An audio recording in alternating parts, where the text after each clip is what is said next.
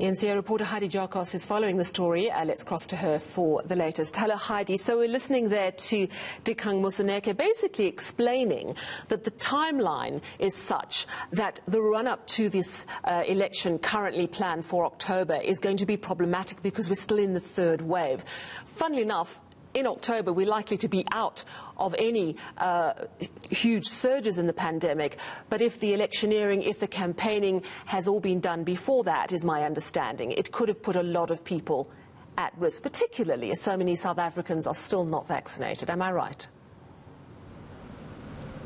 Yes, certainly, Sally, and I think very strong words from former Deputy Chief Justice Dikgang Moseneke in his report, saying that many experts, health experts and a full team sat down for over 60 days to discuss how it would be feasible and conducive to hold local government elections during a pandemic where when people gather there's a spread of COVID-19 risking the lives of many. And Sally, I just want to read a quote from the former Deputy Chief Justice that says, "We chose to heed the science while others have scoffed at the science."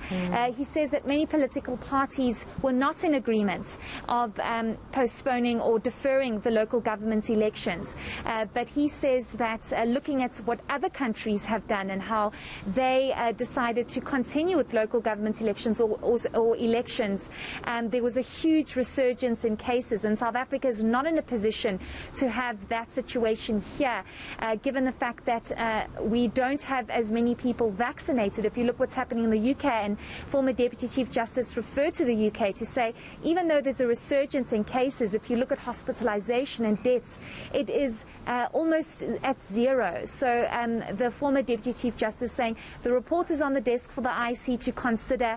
It's over 300 pages, and if local government elections are deferred, it should be no longer than February 2022.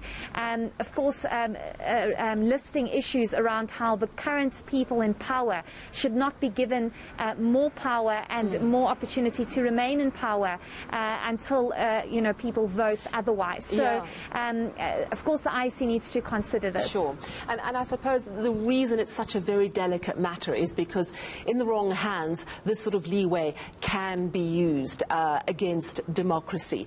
But this is, as you say, a very detailed, well-researched report, but it's not the final word, of course. The IEC now has that report and has to consider it. And then if they decide to act on that report, there's a lot of legal processes. Talk to us about what the IEC has told you this afternoon.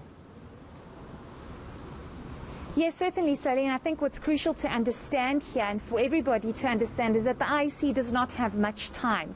We do know that voter registration was cancelled or postponed to next weekend, and the IEC needs to consider whether or not they are going to accept the recommendation to defer local government elections.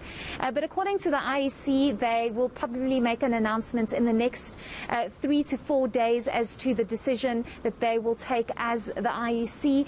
But what's interesting here is that they will most likely, if they do decide to defer local government elections, they will head to the Constitutional Court to ask the Constitutional Court to consider for these local government elections to be deferred. But let's listen to the Chief Electoral Commissioner, who is Saima Mabolo, on further steps that the IEC is planning to take. We are better off with an election 4 months later, because at that point the level of vaccination would have been significant and probably would have hit community immunity. So when you hit population immunity, you are likely to have situations of infection, but with less mortality and less hospitalization. In other words, the severity of the infections won't be as grave as they would be had we have to proceed with the election in October. That's really the important difference in October and February. And Yeah. It's hard to imagine, Heidi, that the IEC might ignore this very detailed report put together by some of the country's top medical researchers. But of course, it is ultimately their decision. And as you say, we could get the news on whether the election, the local government election, currently planned for October, is indeed going to be postponed to next year. Thank you so much for bringing us the very latest on that. That's our reporter, Heidi Giokos.